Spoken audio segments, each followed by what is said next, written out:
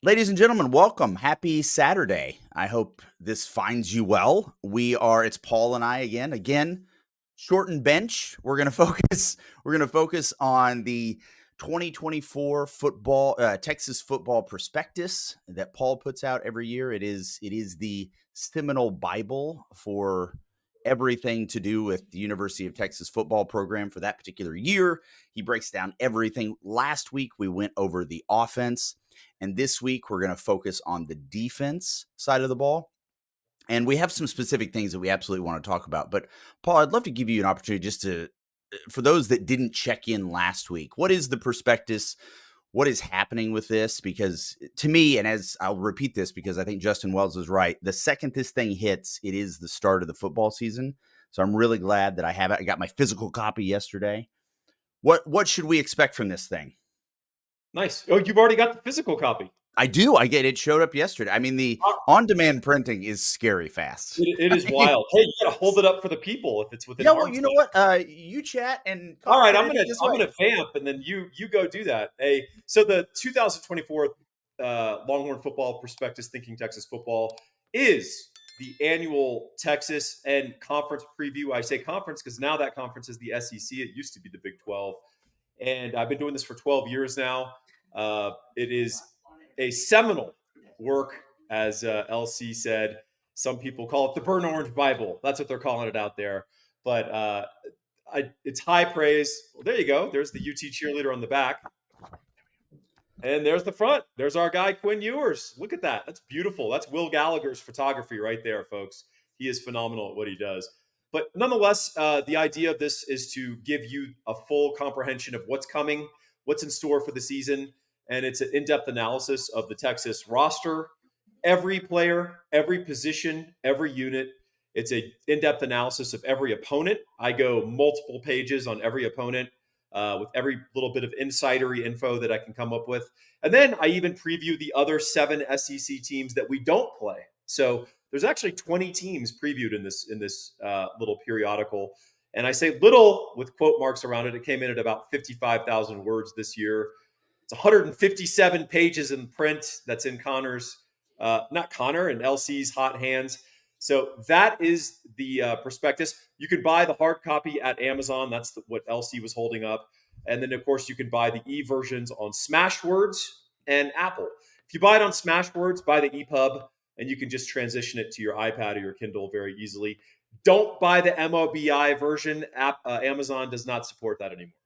The thing the reason I buy the hard copy, and I don't know if other folks do this, is I actually just like having it while the game is on. Just something I can flip through. And I mean, it is fundamentally a resource book. It's a reference book. I mean, as Yes. much as you break down everything in the beginning and give everybody a good picture about what's going on, I think the misconception about this is that it's preseason, and it does have a longer shelf life than that. I mean, I read this thing throughout the season as it's going. So I would love, and again, I know that this is ostensibly turning into an advertisement for this thing. It's just, I love it. I think it's great, and I'm really proud to know you because I think you do a good job with this. So really good job, Paul.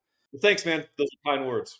Let's start. Let's start with the linebackers. Okay, we lost Jalen Ford. Jalen Ford's not coming back this year. We've probably got Ant Hill moving into the middle linebacker position, and I think one of the curiosities or concerns we might have moving forward is the depth at that position. And I would love for you to give us some insight. Obviously, maybe a little preview of what's in the prospectus. Absolutely. Before we do that, let me just give a quick overview of the Texas stop unit from last year, and then what some of the challenges will be and some of the advantages will be coming into this year. So last year, the Texas defense held opponents to 18.9 points per game. That's the first time they've held opponents under 20 points per game in about 15 years, which is a little scary, right? Since that great 2009 defense that Texas had. Really good on third downs, led the nation in third down percentage. A lot of that had to do with the fact that teams, for whatever reason, God bless them, thought that it was a good idea to run third and short right up the middle against Byron Murphy and Tavondre Sweat. And they learned very quickly that that was a bad idea. And then finally, they only gave up 82 rushing yards per game, which was in the top 5 in the country. And a big part of that was the 2 gentlemen that I mentioned before, Tavondre Sweat and Byron Murphy both had huge breakout years. This was the best defensive tackle duo in the United States at the college level, and Texas has lost both of them. So the big question going into 2024 is, how is Texas going to compensate for this giant hole that was left in the middle of that defense that we were able to do all sorts of stuff because we had that locked down? And that is the question that we're seeking to answer. So the linebackers, I'm so glad you brought that up. The linebacker starters, and that's going to be Ant Hill and David Benda, I think they're solid. There's usually not going to be more than two linebackers on the field. When there's more than two, we'll talk about that later. But I think the biggest issue with them is depth. So behind them, we have Blackwell, and then we also have Leonga Lafau. And both are players. Blackwell's obviously, Maurice Blackwell's played some snaps for Texas. He played less than 200 last year, so he didn't get a ton of work, but he got some. His issue has always been a lack of size. He's played most of his career at linebacker at safety size. He's weighed in at about 200, 205, no matter what the official roster weight said. He's actually hit the weights, and he's actually made a commitment to eat food, and he's now up to 220. So that's good for him staying on the field. And then Leon Lafau is just young. He's also a guy that was a hard gainer, a Polynesian hard gainer, the hardest. It's a rarity, isn't it? It's a rarity, but they exist apparently.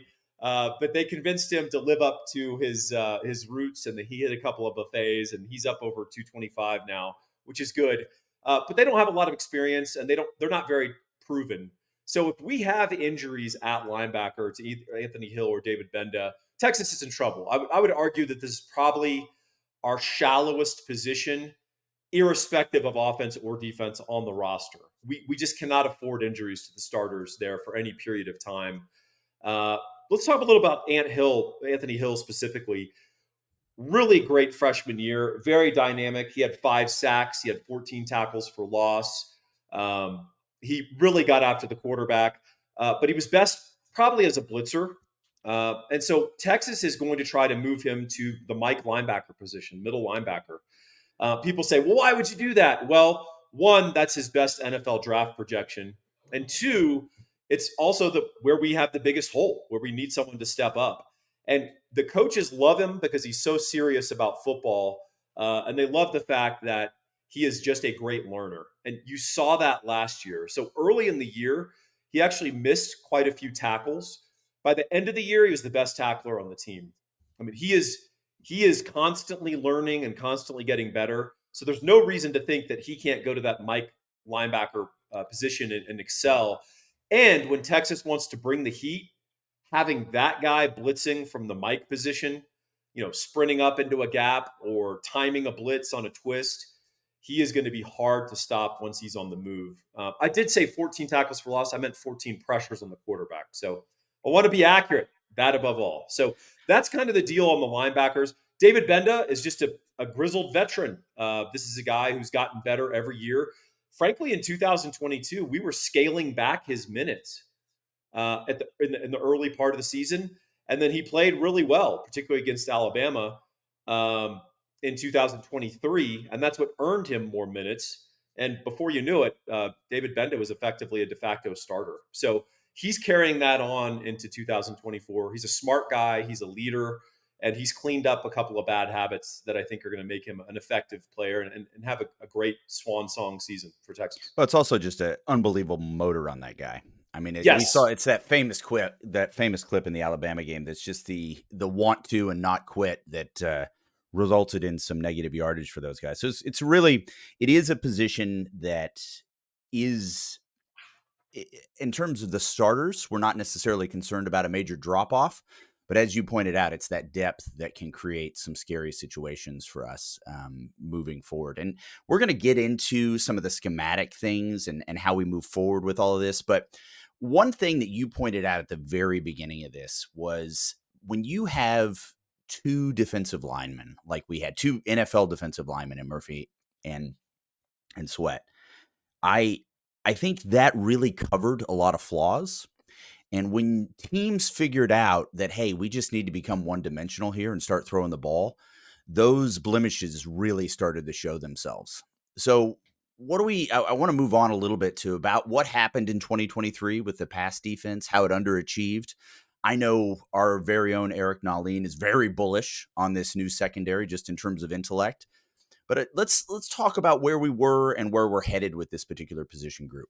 Yeah, so I think we saw real progress in 2022 with the pass defense. Not so much that the starting personnel were exceptional, it's that they played pretty cohesively and they played pretty well together. A little conservative, maybe at times, a little off coverage that sometimes would concede gains or even third downs in front of them. But they did a good job of keeping the ball from going over top, and they didn't bust a lot. In 2023, they actually degraded. And I think the Murphy and Sweat covered a lot of sins. And I think one of them they really covered was the 2023 pass D. So that's a perfect intro to this, LC. If you just look at pure pass efficiency defense, Texas was 49th in the country, and they were behind these Big 12 teams: Iowa State, UCF, Texas Tech, OU, and Kansas State. Now, I know all of their rosters, and I can promise you they weren't more talented than Texas on the back end. They were better coordinated. And you could say, well, they played a different schedule. Well, they actually played almost in a significant part of their schedule is exactly the same as Texas's schedule. And that's why I use them as comparators. And in fact, they had to play Texas, which is a knock against their performance because they're playing Quinn Ewers and A.D. Mitchell and Xavier Worthy. Some of those pass defenses got lit up by Texas. So I think they underachieved. They gave up 7.1 yards per attempt, 3,561 yards passing, and 21 touchdowns. The raw numbers don't always tell the tale, but I'll say this. You have to keep in mind that Texas also played 4 or 5 really bad passing attacks last year. And I'm talking about they played the Wyoming backup, right? Not even the starter for Wyoming. They played the Baylor backup. They played BYU's horrendous pass offense, which was an abomination. And then they played Texas Tech with an injured Baron Morton and a pretty weak group of receivers that we actually man pressed and sort of dominated in that game. So you could look at that and say, look, we played really well against these teams. Well, that's not really, we're not looking for a standard of where we dominate Baylor's backup quarterback on Yeah. a 3-9 team. What was more edifying is that we gave up 300 plus passing yards to 6 different quarterbacks last year. And several of them had season highs in yardage and touchdowns. And I'm talking about Donovan Smith for Houston. I'm talking about Will Howard for Kansas State. In the second half, Kansas State threw for 230 yards, just basically decided to drop back on every play. And that's what allowed them to tie the game and bring us to overtime. Yeah, there's not when they're not left with many options. I mean, one of the things was, we joked about it all the time is daring people to run against us. And when people didn't take that dare, it was actually to their advantage. I mean, they were able to scorch us. And certainly in that Houston game and obviously the K-State game, we were exposed. Yeah, absolutely. And even TCU, they're starting a redshirt freshman quarterback, Josh Hoover, who didn't play particularly well. He was 24-36 for 302 against us. I mean, that's the reason, a big part of the reason that game was competitive. Even Rocco Becht up at Ames, people forget, 24 of 32 for 323. That's just not acceptable. Now, Iowa State ran for 19 yards, which is why we ultimately held them to 16 points. But we can do better. And so part of the charge, and this is not just my criticism, it's very clear from the behaviors and actions of the coaches and staff that we thought we could do better too. And so we did a couple of things. One, we had a great purge of the defensive back room, LC. 8 different guys have left the program who are defensive backs for Texas. Several of them were starters, several of them multi-year starters. So Jaron Thompson, Terrence Brooks, guys like that. What the Texas coaches finally realized was some of these guys who we think have a lot of physical potential, the IQ is not clicking on the field. And whether that's Keaton Crawford or Terrence Brooks, that's sort of like at some point you have to cut your losses with those guys. And if they blossom somewhere else, so be it. You got to take that chance because they weren't blossoming here. They were still making the same mistakes over and over. And then you've got guys like Jaron Thompson, or even Jalen Catalon because of his history of injuries. they didn't feel like physically they were able to make some of the plays that we need them to make in our defense. And so they decided to part ways and then also bring in a couple of guys. So Andrew Makuba from Clemson, who started 31 games for the Tigers, comes in. He's the Austin LBJ product. And then they brought in Javion Cole from San Jose State, who had an amazing year in the group of five. And we don't know if he's going to level up, but uh, group of five guys who do really well tend to do pretty well when they do level up. So And that's a guy that I hope that the fans are really following, because this guy is really believed in himself all the way through and really invested in himself. This guy came out, what, maybe a 2-star, has really taken advantage of the transfer portal and leveling up almost every season with his skill set and desire. And as you pointed out, we were not the only one after him. I mean, this kid has really made a name for himself. He's very easy to root for. he is. He's a guy out of Oakland. Sometimes those kids don't get the attention. They're not going to the camps. They're not getting the early identification. But he's a guy, if you actually look, he's got some athletic pedigree. He ran a 10-700 meters in high school. He flew under the radar, and he's also short. He doesn't fit the specs that people are coveting in their elite corners. But the fact is, when he started for San Jose State, he played really well. And so this is a guy Texas is bringing in along with Makuba to invigorate that room. And then they're going to bring along and develop some of the young talent. And you're going to see some of those guys elevated along with the veterans like Barron. Taff is now becoming a veteran. Yeah. And so that'll be interesting. The other part of the mix that we're changing up, LC, is we're bringing in some new ideas.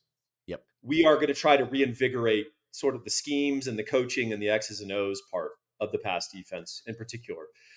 They brought in Johnny Nansen from Arizona, and they brought in Scotty Hazelton as an analyst. Scotty Hazelton was the defensive coordinator at Kansas State and at Michigan State. I'll talk about Nansen in a second. Hazelton is best known for being a guy who from week to week comes up with new game plans based on the opponent. He's not just a I'm going to run my stuff guy. So he might be a reinvigorating presence in that room of bouncing ideas off of PK and Gideon and Terry Joseph and saying, hey, why don't we do this? And why don't we give them this look? Because this is what they do, rather than just sort of rolling out our base defense. Nansen, similarly, a lot of Texas fans know him as a recruiter. Don't underestimate him as a co-defensive coordinator at Arizona, where Arizona, after watching a lot of different teams, because I'm a gambling degenerate and I watch lots of football, they were the second most complex scheme that I saw last year behind Michigan. And Arizona runs a lot of stuff, and they are constantly getting into different looks. Now, part of it is because they had to. They didn't have this elite personnel, but what they did is they constantly gave different looks and different different schemes and formations and everything for the offense to process. And they'd even go different personnel groups. They had personnel groups, LC, where they put 7 defensive backs on the field. They'd run A effectively dollar. a 3-1-7. Yeah. And, Sweet. we'd think a dime would be exciting. PK doesn't have a dime in his arsenal, 6 defensive backs, but Arizona's out there running 7. So the point is, PK is the guy who can take input from others. I think he's low ego in that regard. And I think part of his insecurity last year of not coming up with novel game plans on defense was that he wasn't sure that the back end was taken care of. Once you start messing with gaps and stuff up front and different formations and personnel groups, the thing that always suffers is the back end. They're not sure where they've got run support. They're not sure who they've got if that guy goes in motion in this new defense we're running. So I think part of the hesitancy to game plan or have special game plans we roll out for an OU or a Michigan is because he wasn't sure he had the back end locked down. And I think there's some evidence that that's true. So I think Nansen and Hazelton are brought in to reinvigorate the idea part of that room, just as Cole and Makuba are being brought in to reinvigorate the personnel part of that room. How does that translate when you were talking? Because the thing that you pointed out is PK is, for better or worse, known for his consistency when it comes to his game planning. Yes. When we move into the SEC, How much do you see after forecasting this with the prospectus? Do you think we're going to need to come up with different game plans each week, or is that going to be to the advantage? Because when you're doing that, there's an install element that needs to be accounted for. That can't just be flip a switch, look at the iPad, this is the new thing we're doing. And it's not a full install, obviously, but we're going to have to get the kids up to speed to how this is going. How reasonable do you think that will be in this new environment? Well, you want a fundamental defense, right? The idea is not to run something completely novel every week and have no Right, base. The idea is to establish your base D. You establish your base short yardage D. You establish your base passing. 3rd and 8 plus. This is what we're going to come out there in, right? If we get a chance to substitute, uh, but then you want to be able to run some little variations off that. And, I don't think that's unreasonable. And I think that's just standard football. And so the idea is you want to have the IQ both on the field that you can pull that off, but also you want to have the willingness to push some things in the coaching room of like, let's try this. Because I've noticed that team X plays very left-handed. So why don't we on certain downs overshift left and just destroy what they're trying to do and then make them play a little differently from how they want to right. play and how they're accustomed. So to me, that's the key. And you've got to have a melding of coaching and an on-field IQ of the players who can execute that stuff. I want to take a quick second to thank our sponsor this week. They sponsor the Roundtable, and we really appreciate them, and that is Luxe Remodeling. These are the people that you want to talk to when you are getting a kitchen, a bath remodel. They also do commercial build outs. This is a team that has been generations in the Central Texas, Austin area, 4 generations. They've been very good to us, and we encourage you to work with them whenever you can. Their number is 833-358-LUXE. That's LUXE. Or you can visit their website at LUXE. That's luxekitchenbath.com. Please do reach out to them if you have any remodel needs for a free quote today. That's 833-358-LUXE, LUXE. Moving on here, Paul, let's talk about the pass rush. Where are we going to be? Where are we going to be with this? This is the this is the question that our poor friend Eric Nahlin gets asked every single week, is about defensive tackle recruiting. And God love him, he's doing a great job of keeping his spirits high and answering those questions. But how does this translate on the field? Obviously, the recruiting that's the season's ahead. What do we have in the barn right now? What can we use? What is this going to look like? Well, if you're going to have any sympathy for college football coaches who are now increasingly making $8, $9, $10 million a year, if you're going to have any sympathy for them, it's this, that you're always spinning plates with your personnel. And Texas last year, utterly dominant at defensive tackle. Not only the starters, but you had guys like Alfred Collins, right, coming in there and backing them up and giving, really good snaps. And then the edges were okay. We're fine. They're trending up every year that Sarka's at Texas. But against higher end passing offenses, particularly passing offenses with two good tackles, they kind of would disappear. Go watch that Washington game, right, for some evidence of that. Now we have a little bit of an inversion. The defensive tackle room has some question marks, and the edges just keep loading up with talent and keep developing. So you've got Ethan Burke, Barron Sorrell. They're leveling up and getting better, which they're going to continue to do. Vosick was a revelation in the spring game. You just saw the pure talent of that guy. He's now up 25, 30 pounds from when he first arrived at Texas. Very tall. Trey Moore comes in. He's the AAC Defensive Player of the Year, 14 sacks, 8 sacks when he was a freshman at UTSA. Just an incredible motor, just a great chaser and finisher on pass rush.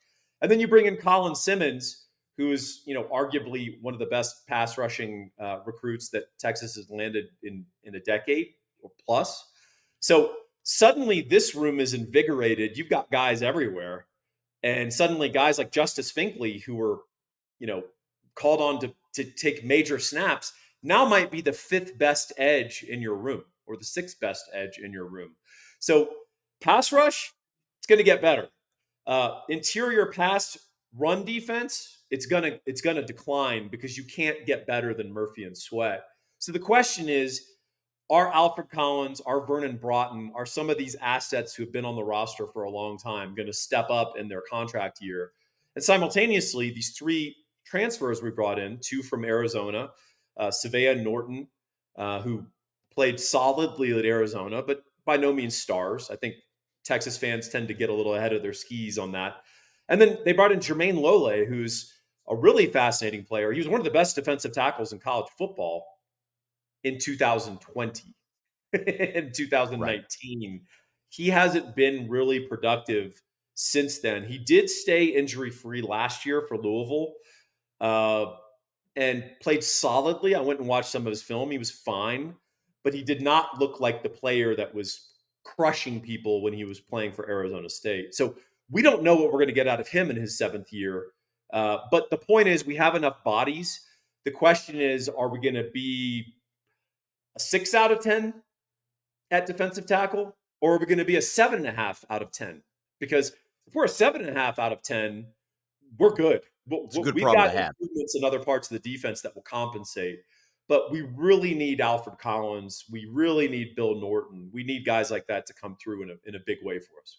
You mentioned in the prospectus the idea of certainly maybe early on those Colorado State games, probably not Michigan, but certainly the Colorado State games and the subsequent games that are um, off of our SEC schedule. We might see what is tantamount to a hockey line shift, really just running people through there to kind of get a sense of where things are.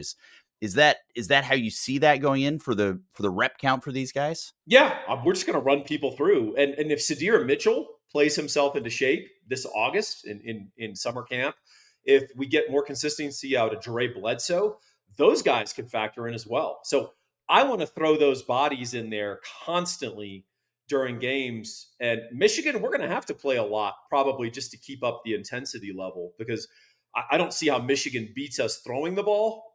Famous last words, Right. narrator cuts to Alex Orji, throwing 70-yard dimes that no one's ever seen from him before. But I'm pretty sure Michigan's going to have to run the ball to beat us.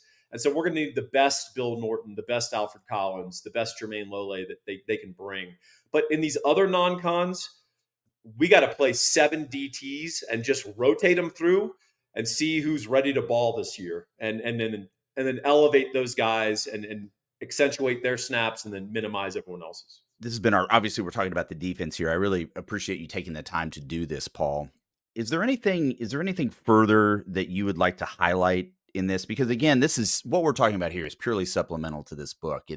This thing is incredibly in depth, and we are ostensibly just scratching the surface of this. But is there anything that you'd like the people to know? Maybe those that haven't bought it, something that they can look forward to when they get this in their hands? Yeah, I just think that if you're a diehard Texas fan and you're on all the boards and everything, and you keep abreast of everything, you might say, what am I going to learn in this book that I don't already know?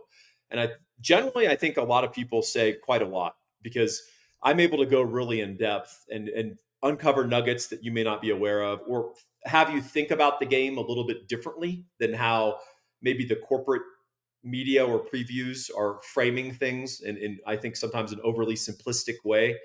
And then simultaneously, I would argue that there is not a better preview of our opponents that you'll be able to find, including sometimes their own websites.